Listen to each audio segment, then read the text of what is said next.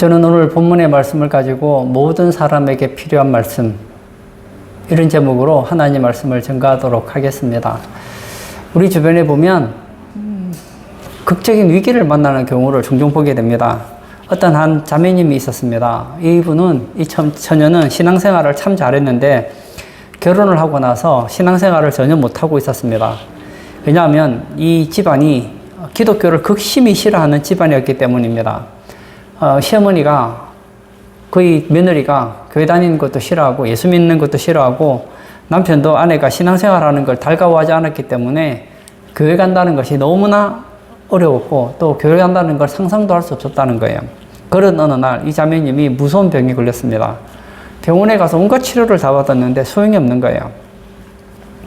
그래서 가까운 교회 목사님을 집으로 초청을 합니다. 그리고 예배를 드려달라고 하죠. 예전 같았으면 상상도 못할 일이죠. 평소에는 이 시어머니와 남편이 무서워서 교회에 출석해야 한다는 걸 알면서도 결단을 내리지 못했는데, 이제 죽게 되었다고 생각하니까 아무도 두렵지 않더라는 것이죠. 자기가 죽게 되었을 때 아무도 자기를 도울 수 없다는 걸 알았을 때에 이 자매는 결단을 내리고 주님을 찾아올 수 있었다는 것이죠. 오늘 본문의 배경은 이 갈릴리 지역의 가버나움의 한 왕의 신하의 이야기입니다. 이때 왕은 헤롯 안티파스라는 왕입니다. 이 정식 왕은 아니고 분봉왕입니다. 어떤 일정한 부분을 다스리고 있는 그런 분봉왕이었습니다. 이 왕의 신하가 살고 있는 그곳에서 나사렛의 한 목수에 대한 이야기를 듣게 됩니다. 이 나사렛 목수였던 예수라는 사람이 가나 혼인잔치에서 물을 포도주로 만들었다는 놀라운 이야기를 듣게 됩니다. 대단한 사건이죠. 누가 물을 포도주로 만들겠습니까? 그런데 왕의 신하는 이건 자기와 상관없는 일이라고 생각했습니다. 그 이유는 자기가 섬기고 있는 왕 헤롯 안티파스가 그런 선지자를 싫어한다는 걸 잘 알고 있었기 때문이죠. 왕의 신하가 왕이 싫어하는 일을 한다는 것은 이제 그 신하직을 포기해야 되는 것을 말하는 것이죠. 예, 우리나라에 대통령이 있으면 이제 장관이 있잖아요.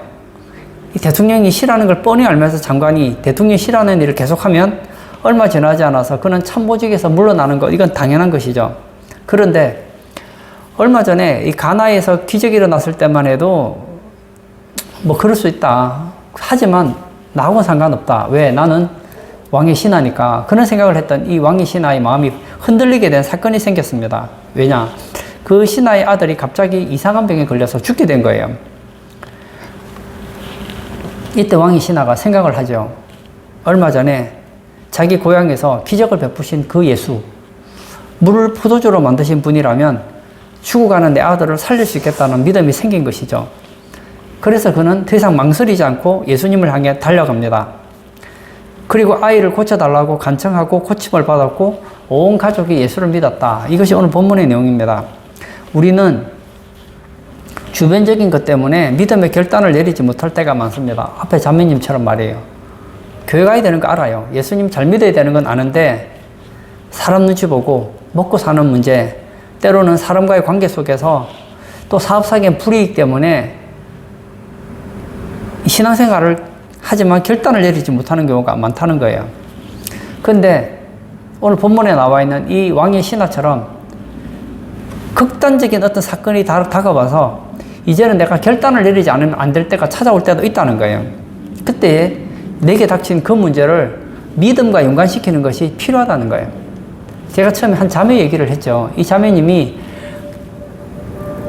병원에 가도 알 수 없는, 근데 내 몸은 죽어가요. 지금 내가 상황한 이 환경과 믿음을 결합시킨 거예요. 이제 나는 얼마 있지 않으면 죽을 수도 있겠다. 그렇다면 이제 더 이상 내가 시어머니 남편 눈치 보지 말고 만약에 죽게 되면 죽더라도 그때까지는 신앙생활을 제대로 해보자. 이런 결단 말이에요. 이 왕의 신하가 지금까지는 왕의 눈치를 보았기 때문에 예수를 믿을 수가 없었습니다. 그런데 그 신하의 아들이 죽게 됨으로 인하여서 결단을 내리게 된 거예요. 자기 아들이 죽게 된 것과 예수를 연관을 시켰다는 거예요. 오늘 본문에서 저는 우리 성도님들과 함께 갈릴리에 있었던 한 가지 이야기를 좀 나누려고 합니다. 예수님께서 오늘 본문에서 사마리아 지방에서 지금 갈릴리로 가시는 길이었습니다. 43절 한번 보실까요? 이틀이 지남에 예수께서 거기를 떠나 갈릴리로 가시매, 우리가 지난주에 살펴본 바대로 사마리아 사람들은 예수님의 말씀을 듣는데 굉장히 적극적이었습니다. 이 수가성의 한 여인이 예수님과 대화를 하면서 예수님이 누군지를 알았어요. 아, 이분은 구약에 예언되어진 그 메시아구나. 그래서 그 사마리아 동네에 가서 물동이도 던지고 얘기하죠. 내가 메시아를 만났다. 내가 한 일을 내게 말한 그분이 그리스도가 아니냐 하고 소개를 했어요. 그러자 이 사마리아에 있던 사람들이 평소에 들었던 그 메시아에 대한 얘기를 듣고 그 메시아를 만나기 위해 예수님께 옵니다. 그리고 예수님과 얘기를 하면서 확신이 드는 거예요. 아, 이분은 메시아가 맞구나. 그리고 더 확신이 필요했어요. 그래서 이틀을 더 유예해달라. 그래서 예수님을 초청을 합니다. 그래서 사마리아에 이틀 동안 유하면서 예수님의 얘기를 들으면서 이제 확신을 가진 거예요. 얼마나 하나님 말씀에 대해서 적극적이었는지 모릅니다. 이들은 이런 생각이 있었습니다. 원래 그 유대인들은 사마리아 사람들과 상종을 하지를 않았습니다. 이 이스라엘이라는 나라가, 유대 땅이라는 나라가 굉장히 작아요. 굉장히 작은데 지리적으로는 가깝지만 정신적으로는 지구의 끝과 끝이라고 할 만큼 굉장히 먼 거리였습니다. 그래서 예수님께서 이 사마리아 지방에 오셨지만 다음에 또 언제 만나게 될지를 모르기 때문에 이번에 예수님에 대해서 예수님이 하시는 말씀을 듣자. 다음에 어쩌면 이런 기회가 오지 않을지도 모른다는 그런 마음으로 간절하게 들었다는 거예요. 그래서 그 사마리아에 있는 사람들 중에서 수많은 사람들이 예수님을 믿고 주님 앞에 돌아오게 됩니다. 그런데 갈릴리로 넘어오셨을 때에 사마리아와는 전혀 딴판이었습니다. 갈릴리는 예수님의 육신적인 고향이라고 할 수 있습니다. 그런데 사마리아와 같은 긴장이 없는 거예요. 왜냐? 그들은 예수님 말씀을 들어야 되겠다는 그런 긴박함이 없었습니다. 사마리아 사람들은 이번에 예수님 말씀을 듣지 못하면 다음에 들을 기회가 없다고 생각했는지 몰라요. 그런데 예수님은 갈릴리 출신이었기 때문에 늘 갈릴리에서 말씀을 전하셨기 때문에 갈릴리 사람들은 언제든지 그 말씀을 들을 수 있었단 말이에요. 근데 이상한 것은 평소에는 예수님에 대해서 그렇게 환호적이지 않았던 이 갈릴리 사람들이 열렬하게 맞았습니다. 45절 한번 볼까요? 갈릴리의 이르심에 갈릴리인들이 그를 영접하니, 마치 올림픽에서 금메달을 딴 선수를 환영하듯이 예수님을 맞이합니다. 예수님을 그렇게 영접하는데 예수님은 별로 그렇게 달가워하지 않는 것 같이 보입니다. 44절 볼까요? 친히 정언하시기를 선지자가 고향에서는 높임을 받지 못한다 하시고, 불평 섞인 듯한 그런 말씀을 하십니다. 고향 사람들이 그들을 열렬하게 환영했음에도 불구하고 예수님께서는 뭐라고 하십니까? 선지자가 고향에서는 높임을 받지 못한다. 이게 뭐가 맞지 않는 말 같아요. 그리고 그 이유를 45절 하반절에 가르쳐 줍니다. 이는 자기들도 명절에 갔다가 예수께서 명절 중 예루살렘에서 하신 모든 일을 보았음이더라. 이것이 이유였습니다. 갈릴리 사람들이 예수님을 좀 영웅적으로 환영하는 것은 예수님의 말씀을 듣기 위해서 예수님을 그렇게 영접한 것이 아니었다는 거예요. 예수님께서 예루살렘에서 행하셨던 통쾌한 일을 보았기 때문입니다. 그 당시 유대는 크게 세 가지로 나눌 수 있습니다. 이 북쪽에는 갈릴리, 이 중간에는 사마리아, 남쪽에는 예루살렘입니다. 그리고 이 지난번에 얘기했듯이 이 중간에 있는 이 사마리아 사람들은 유대 사람들의 인정을 받지 못했어요. 그리고 이제 유대 사람이라고 하면은 남쪽에 있는 예루살렘 사람들과 북쪽에 있는 갈릴리 사람들인데, 갈릴리는 주 누가 가느냐? 가난한 사람들이 생계를 위해서 이주한 유대인들이 대부분이었습니다. 그래서 북쪽 갈릴리는 대부분 가난했고 수준이 낮은 지역으로 인식이 되었단 말입니다. 그래서 이런 얘기가 있죠. 갈릴리 나사렛에서 무슨 선한 것이 날 수 있겠느냐? 갈릴리 사람들은 무식하고 배운 것도 없고 가난하고 능력도 없다. 이런 배경에서 나왔단 말이에요. 그래서 예루살렘에 대해서 갈릴리 사람들은 항상 좀 약간 자격지심 같은 게 있었다고 할까요? 그런데 그들의 자격지심을 갈릴리 예수라는 사람이 완전히 통쾌하게 박살을 내버렸다는 거예요.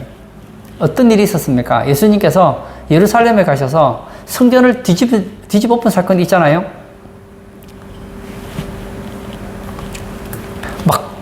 동전을 뒤집었고 막 사람들에게 호통을 쳤던 그런 얘기 말입니다. 이것이 너무너무 좋았다는 거예요. 예수님께서 원하시는 것은 이것이 아니에요. 예수님께서는 지금 갈릴리 사람들에게 그냥 사람들에게 인정받는 그렇게 높아지는 걸 원하지 않았다고요. 예수님께서 원하시는 것은 갈릴리 사람들이 사마리아 사람들처럼 예수님의 말씀에 귀를 기울이고 듣기를 원하셨습니다.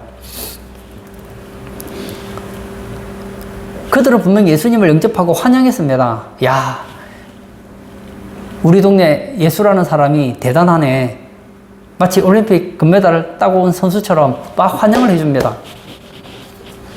그런데 예수님께서는 아니라는 것입니다. 선지자가 고향에서는 높임을 받지 못한다. 단순히 이 말을 예수님을 갈릴리 사람들이 너무나 잘 알기 때문에 높임을 받지 못한다. 그런 얘기가 아닙니다. 반대예요. 예수님은 갈릴리에서 너무 많은 하나님 말씀을 전했습니다. 그래서 그들은 어떻게 보면 말씀의 호흡 속에 살고 있었단 말이에요. 너무나 하나님 말씀을 많이 들었기 때문에 하나님 말씀에 대해서 식상해하고 갈급해하지 않았다는 거예요. 즉 말씀보다 다른 데 더 재미있었기 때문에 예수님에게서 말씀이 아닌 다른 것에서 만족을 얻고 싶어 했다는 거예요. 지금까지 말씀을 전할 때는 예수님께서는 아무리 그들에게 하나님 말씀을 전해도 갈릴리 사람들은 시큰둥하게 듣는 둥 마는 둥 했습니다. 근데 이번에 예루살렘에 가서 본때를 보여주고 나니까 막 갈릴리 사람들이 좋아서 막 환호를 하더라는 거예요. 본질에 벗어난 것으로 말씀을 묻어버리는 것을 말하더라는 겁니다. 그래서 예수님께서는 갈릴리 사람들의 잘못된 기대와 거짓된 믿음을 지금 책망하신 겁니다. 갈릴리 사람들의 믿음은 대체 어떤 것입니까? 자신의 종교적인 기분을 채우기 위해서 예수님을 붙잡는 것이다 라고 할 수 있습니다. 이들이 예수님을 환영한 것은 이들이 자신들의 감정을 대신해 주었기 때문입니다. 그들은 하나님 말씀에 너무 익숙해 있었기 때문에 더 이상 하나님 말씀에 대해서는 갈급해하거나 말씀에 대한 기쁨이나 말씀에 대한 필요성을 느끼지 못했다는 것이죠. 이것은 일종의 중독 현상이라고 돼버립니다. 신앙이 중독이 돼버리면 이 신앙이라는 것이 하나님의 영광을 위한 것이 아니라 자기 기분을 위한 것이 된다는 거예요. 우리가 교회 나오면 가장 많이 듣는 게 뭐예요? 오늘도 우리가 예배 시간에 가장 많이 하는 시간이 무슨 시간입니까? 우리가 기도도 하죠. 찬송도 하죠. 또 말씀도 듣죠. 근데 예배 시간에 보면 제일 많이 듣는 게 말씀 아닙니까? 근데 예배 시간마다 말씀을 듣다 보니까 식상한 거예요. 이제 하나님 말씀 그만 듣고 싶은 거예요. 하나님 말씀 말고 다른 것에서 신앙의 재미를 찾기를 원한다는 거예요. 여러분 어떻습니까? 이제 좀 설교는 좀 짧게 하고 다른 좀 이벤트 누가 말한 것처럼 열린 예배 좀 했으면 좋겠다. 설교는 한 5분 10분만 하고 다른 것으로 좀 다채롭게 교회 와서 볼거리를 줬으면 좋겠다. 설교를 하더라도 성경만 얘기하지 마시고 좀 세상 돌아가는 시사 얘기도 하고 좀 재밌는 웃기는 얘기도 하고 성경 아닌 다른 것에서 이 재미를 찾으려고 하는 유혹에 빠질 때가 있다는 거예요. 하늘에서 비가 쏟아집니다. 그러면 비가 너무너무 많은데 정작 마실 물이 없다고 하잖아요. 오늘 예배 참석하신 사랑하는 성도님, 하나님 말씀을 가까이 할 수 있다는 것이 얼마나 큰 축복인지 모릅니다. 저는 예전에 그런 경험을 좀 많이 했어요. 제가 이런 얘기를 종종 들었는데요. 제가 예전에 목회자 세미나를 가다 보면 목사님들하고 얘기할 때가 있어요. 그 목사님들이 너무 안타까워하는 게 있어요.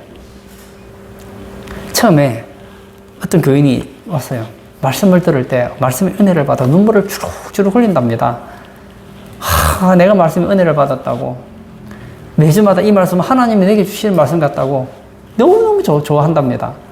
그런데 한 번 듣고 6개월 듣고 1년 듣다 보면 어떤 생각이 드느냐? 목사님은 똑같은 얘기만 하셔. 이제 성경밖에 할 얘기가 없는가? 좀 다른 얘기 좀 했으면 좋겠다. 그리고 오히려 설교를 하면 듣기 싫어한다는 거예요. 그래서 여러분, 세상 사람들이 하는 얘기가 있잖아요. 재미없는 얘기하면 뭐라고 하죠? 야, 설교 좀 그만해라. 설교가 재미없는 이야기로 치부돼버리는 세상이 돼버렸다는 거예요. 사랑하는 성도님, 우리가 말씀을 찾고 예수님을 찾는데 방해되는 모든 것은 물리칠 수 있어야 된다는 거예요. 그것이 돈이든 사람이든 얽혀있는 모든 것을 뒤로 하고 말씀이 우선되는 신앙이 되어야 된다는 거예요. 교회에 우리가 왔습니다. 왜 옵니까? 여러 가지 있겠죠. 하지만 예배를 드리고 주님을 만나는 것보다 우선이 되는 일이 없어야 한다는 거예요. 어떤 사람들은 하나님보다 다른 것이 우선이 돼서 신앙생활하는 경우가 많습니다. 선거철이 되면 안 오시던 국회의원이라든지 구청장이라든지 이런 후보들이 교회를 나옵니다. 왜 나오죠? 투표해달라고. 그리고 장사하시는 분들이 교회를 나옵니다. 왜 나옵니까? 자기 물건 좀 팔려고. 다단계 하시는 분들도 교회 나오시고. 큰 교회를 좋아하죠. 큰 교회 가야지 그 교인들이 하나라도 더 사줄까봐. 그리고 집에 있어봤자 심심하고 이러니까 교회 가서 친구라도 사귀자. 교회는 나오는데 목적은 뭐예요? 인간관계를 위해서. 또 다양한 이유로 온다는 거예요. 이런 이유로 오다 보면 본질을 잃어버렸기 때문에 자꾸만 다른 격가지를 보게 된다는 거예요. 어떤 분들은 교회 가기가 싫답니다. 그래서 왜 교회 가기가 싫으냐고 물으면 저 성도의 옷 스타일이 마음에 안 들어서 교회 가기 싫다는 거예요. 여러분, 신앙생활을 대체 왜 하는 겁니까? 여러분, 목적이 잃어버리면요 별것 아닌 것 가지고 시험 드는 거예요. 어떤 분은 그럽니다. 나는 이제 앞으로 신앙생활 하지 않기로 결심을 했습니다. 왜 그러십니까? 저 앞에 찬양하는 저 사람이 찬양하는데 너무 거슬려서 저 사람 때문에 내가 교회 나오기 싫다고. 여러분, 우리가 얼마나 사소한 것 때문에 영광의 말씀을 뒷전으로 밀어내는지 모릅니다.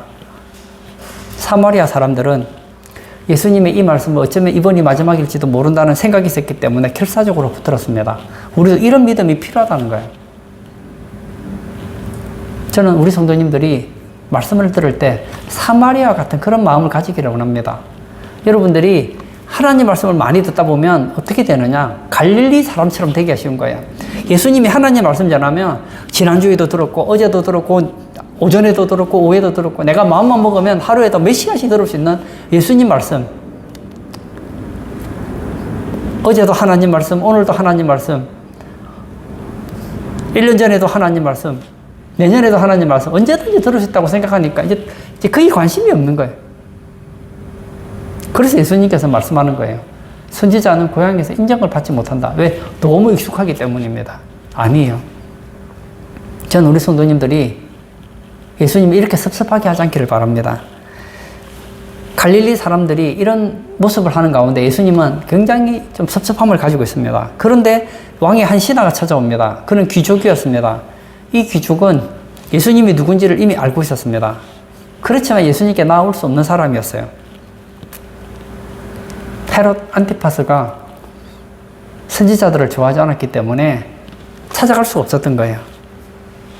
그런데 이 신하가, 왕의 신하가 지금 예수님을 찾아온 것은 그의 지위와 신분을 다 잃어버려도 될 만한 목적을 가지고 왔다는 거예요.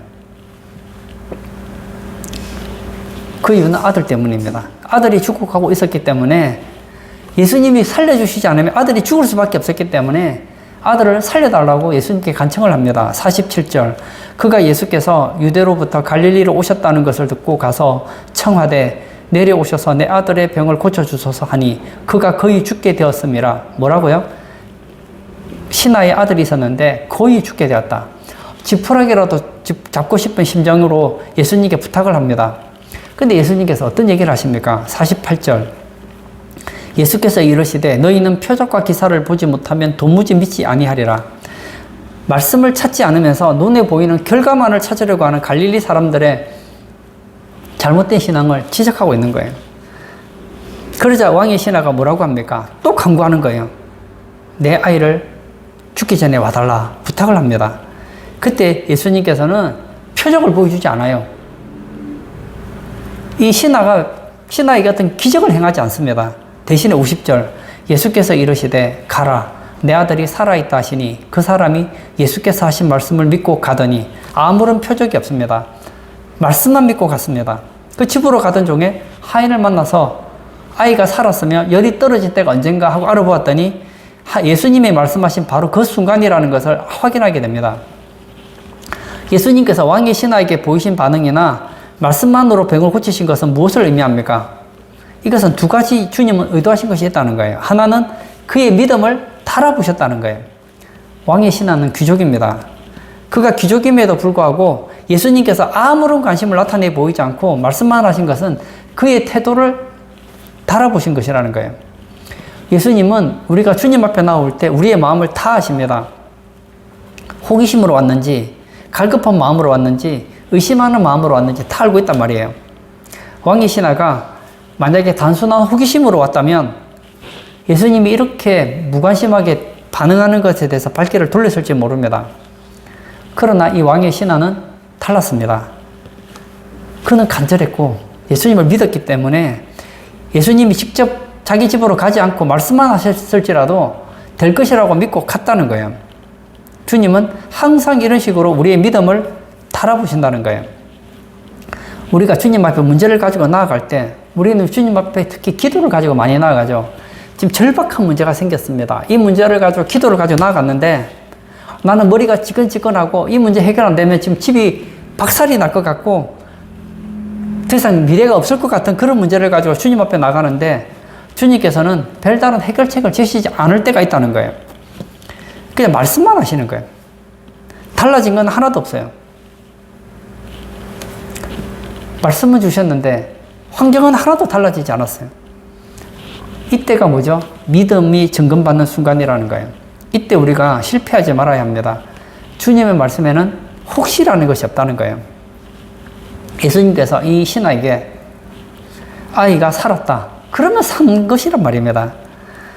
다른 것은 염려하지 말고 내 믿음을 지키라 하시면 그대로 되는 거예요. 이것을 우리는 예수님이 우리의 믿음을 달아보시는 것으로 확인해야 된다는 거예요. 수로보니게 여인이 예수님께 나왔습니다. 오늘 본문의 신하와는 좀 다르지만 이 딸이 귀신이 들린 거예요. 그래서 예수님 앞에 나아가서 부탁을 하죠. 내 딸을 좀 살려주세요. 내 딸을 고쳐달라고 막 매달립니다.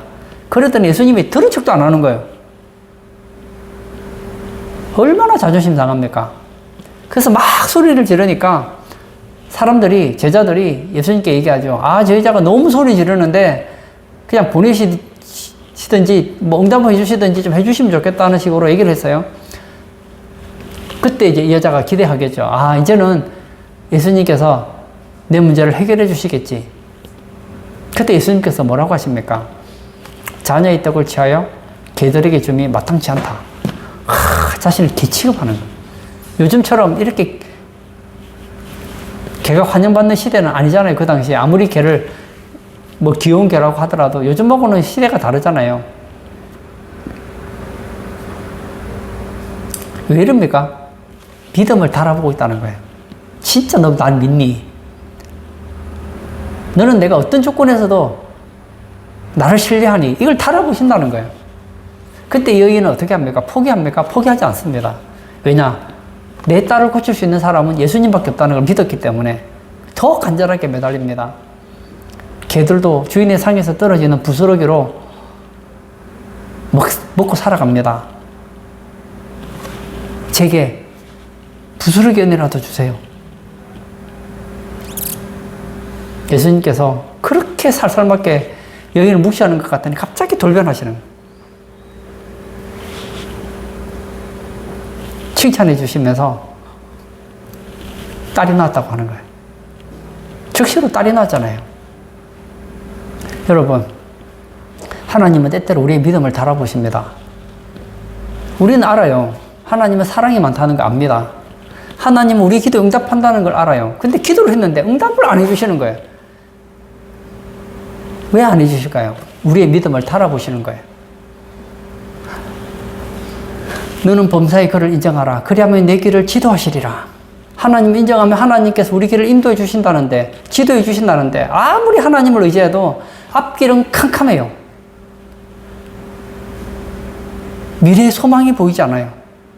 왜 이렇게 하나님께서 우리에게 문제에 대해서 외면하는 것처럼 느껴질까요? 우리의 믿음을 달아보시더라는 거예요.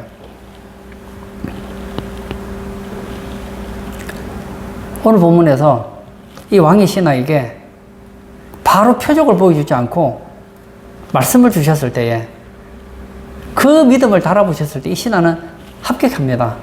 예수님의 그 말씀을 믿고 가서 어떤 일이 생겼습니까? 결국은 온 가족이 이 사건을 계기로 해서 예수님을 믿게 되는 사건을 보지 않습니까? 그 다음으로 주님이 왕의 신하의 요구를 바로 들어주시지 않고 말씀만 하신 것은 말씀의 능력을 체험하도록 하기 위한 것이었습니다. 이 당시 갈릴리 사람들의 특징이 있었습니다. 그들은 말씀 관심 없어요. 예수님의 말씀에는 관심이 없고 어디에 관심이 있느냐? 표적에 관심이 많았다는 거예요. 그들은 말씀을 많이 들었음에도 불구하고 이미 식상이 있었습니다. 늘 듣는 말씀. 차라리 그 말씀보다는 다른 이벤트를 원했습니다. 어떤 표적을 원했습니다. 그들은 표적과 기사가 없으면 도무지 믿지 못하는 사람들이었습니다. 이런 상황 가운데 주님께서는 왕의 신하에게 아무런 표적을 보여주지 않습니다. 돌아가라는 거예요. 근데 여러분 이거 아세요? 말씀이 표적이에요. 여러분 말씀을 붙잡으면 표적은 따라온다는 거예요. 저는 기도에 대해서 한 가지 원칙이 있습니다. 성경에 구하라 그러면 주실 것이요. 저는 그 말씀을 붙잡고 기도합니다. 때때로 하나님께서 우리를 시험하시죠. 우리의 믿음을 탈아보십니다. 끝까지 나를 믿느니. 근데 그 말씀 붙잡고 나아가면 결국은 응답은 되게 되어 있고 하나님 말씀 붙잡고 나아가면 그 말씀은 실상이 다 나타난다는 거예요. 눈에는 보이는 것 없고 귀에는 들리는 것 없고 손에는 잡히는 것 없다 할지라도 하나님 말씀 붙잡고 갔더니 죽을 것 같았던 얼마 있지 않으면 죽을 것 같은 그 아들이 살아나는 기적이 일어나더라는 거예요. 여러분 말씀에는 결과가 있다는 것입니다. 많은 사람들은 표적을 보면 믿겠다고 합니다. 주여 표적을 보여주십시오. 그러면 믿겠습니다. 아니에요. 말씀을 믿으면 표적이 따라온다는 거예요. 오늘도 많은 사람들은 그럽니다. 제가 전에 전도할 때 한 분이 그러시더라고요. 기도하면 병이 낫느냐요. 하나님께서 원하시면 낫습니다 했더니 그럼 지금 나보고 나를 위해 기도해 달라는 거예요. 전도하는데 갑자기 기도를 해달래요. 그래서 지금 기도해서 내 아픈 병이 나으면 내가 이번 주부터 예수 믿고 오늘부터 예수 믿고 교회 나오겠다는 거예요. 황당하더라고요. 그래서 그러면 나중에 교회 가서 제가 기도해 드리겠습니다 했더니 지금 당장 해달라는 거예요. 지금 당장. 그래서 하도 기도해 달라고 해서 기도해 줬어요. 좋아졌는지 좋아지지 않았는지는 모르겠는데 만약 집에 가서 좋아지면 교회 오겠다는 거예요. 그리고 안 왔어요. 물론 기도해서 병이 나을 수도 있겠죠. 근데 낫고 안 낫고 응답은 우리 손에 있는 거 아니라니까요. 이건요 하나님의 때에 있다니까요. 기도하면 하나님께서 즉석에 응답해 줄 수도 있고 한 달 뒤에 응답해 줄 수도 있고 1년 뒤에 응답해 줄 수도 있고 또 응답 안 되는 게 좋다고 생각되면 또 다른 방식으로 응답해 줄 수도 있고 이걸 우리가 제한할 필요가 없다는 거예요. 지금 이 신하의 아들은 신하와 하루 이상 거리를 가지고 있죠. 예수님께 나왔습니다. 고쳐달라고 합니다. 예수님은 이 신하를 알았어요. 이 신하는 지금 표적을 원하고 있어요. 근데 예수님은 표적을 주시지 않았어요. 말씀을 주셨습니다. 그런데 그 말씀 붙잡고 가니까 그 믿는 그 순간에 그 시공간을 초월해서 아이가 즉석에서 나왔다는 거예요. 현실이면 어떨까요? 만약에 누군가가 지금 막 숨을 끌적끌적 죽어요. 그러면 살리려면 어떻게 해야 될까요? 응급처치해서 병원에 가서 어떻게 어떤 응급치료를 받든지 이래야 되는 거 아니에요? 시간의, 공간의 그 거리를 뛰어넘을 수는 없잖아요. 근데 예수님은 말씀하시니까 공간을 뛰어넘더라는 거예요. 주님의 말씀을 믿어보십시오. 주님의 말씀에는 혹시가 없습니다. 저는 성경의 예수님 말씀은 하나도 틀리지 않는 1.1획도 변하지 않는 응답의 말씀이라고 저는 믿습니다. 오늘 예배 참석하신 사랑하는 성도님, 우리가 하나님을 믿음에도 불구하고 하나님 말씀을 믿음에도 불구하고 왜 때때로 주님께서는 응답을 늦게 하실까요? 그것은 우리의 믿음을 타라보기 때문입니다. 그리고 그 믿음을 빨리 응답하지 않음으로 인하여서 우리의 믿음이 더 자라기를 원하시고, 그리고 그 말씀이 결코 땅에 떨어지지 않는다는 것을 실제로 체험하도록 하기 위해서 말씀만을 하실 때가 있다는 것입니다. 오늘 보면은 사마리아 사람과 갈릴리 사람, 또 갈릴리 사람 중에서 왕의 신하의 이 사건을 통해서 우리는 한 가지를 발견할 수 있습니다. 복음은 모든 사람에게 필요하다는 거예요. 사마리아 사람에게 복음이 필요하다면 갈릴리 사람에게도 복음이 필요하고, 갈릴리 사람에게 필요하다면 왕의 신하에게도 복음이 필요하다는 거예요. 복음이 필요하지 않는 사람은 없습니다.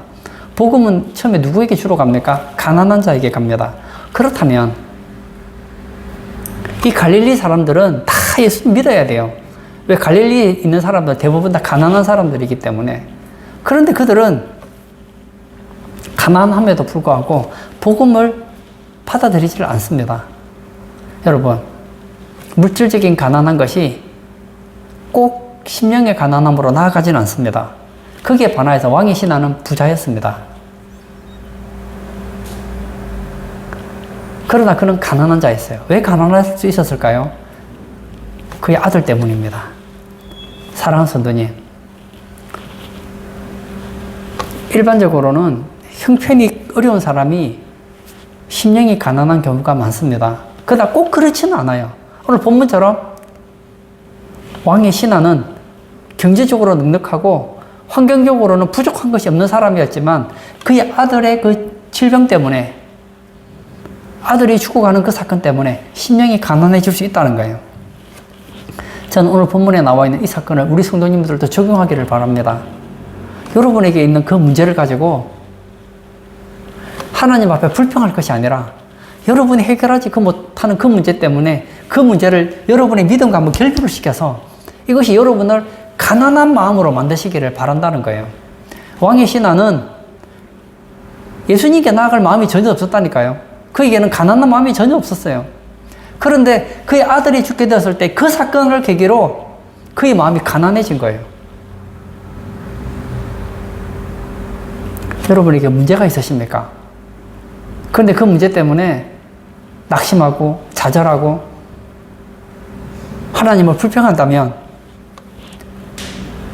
얻는 것은 아무것도 없어요. 그러나 그 문제 때문에 이 문제를 난 해결할 수 없구나. 그리고 여러분의 그 열악한 그 형편 때문에 오히려 예수님을 붙잡는 계기로 삼을 수 있다면 여러분의 문제는 은혜라는 것입니다. 여러분을 어렵게 하는 것이 무엇입니까? 이것을 여러분 믿음과 한번 접촉시키십시오. 저는 서론에 한 자매 이야기를 했습니다. 이 여인은 처녀 시절에 신앙생활을 잘했답니다. 그런데 믿지 않는 남편을 만나서 결혼을 하고 시어머니와 남편 때문에 교회 가야 되는 걸 알지만 신앙생활을 엄두를 내지 못했습니다. 그러나 희귀병을 가지고 죽게 되었을 때에 그 문제를 믿음과 접목시키니 신앙이 결단이 되고 가난한 심령이 되어서 신앙을 회복했던 걸 보지 않습니까? 오늘 본문에 나와 있는 이 왕의 신하, 헤롯 안티파스 밑에서 절대 예수를 만날 수 없는 그 신하였지만 그 아들의 문제 때문에 심령이 가난해지고 그 결과로 온 가족이 예수님을 믿게 되는 걸 보지 않습니까? 여러분이 있는 그 문제를 여러분의 신앙을 사용하는 계기로 삼으십시오.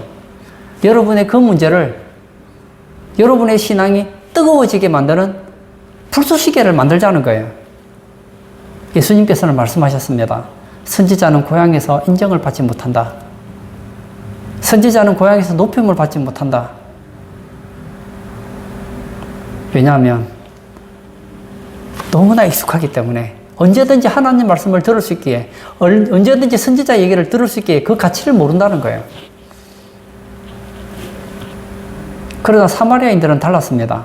저는 우리 성도님들이 하나님 말씀의 가치를 두시기를 바랍니다. 내가 원하기만 하면 언제든지 성경 볼 수 있죠. 내가 원하기만 하면 인터넷을 통해서 유튜브를 통해서 얼마든지 하나님 말씀을 가까이 할 수 있습니다. 서점에 가보십시오. 얼마나 좋은 신앙 서적이 많습니까? 제가 청년들을 훈련시켜 보면 깜짝 놀라는 것이 이렇게 자료가 많은데 오히려 성경 읽는 사람이 없고 성경을 잘 아는 사람이 없어요. 풍요 속에 빈곤 아닙니까? 예수님께서 말씀하신 것처럼 선지자는 고향에서 높임을 받지 못한다. 이 말씀 이루어지는 거예요. 저는 여러분들이 정말 예수님의 그 말씀, 하나님의 그 말씀을 가까이 하시고 그 말씀을 붙잡고 여러분의 문제를 믿음과 결부시키셔서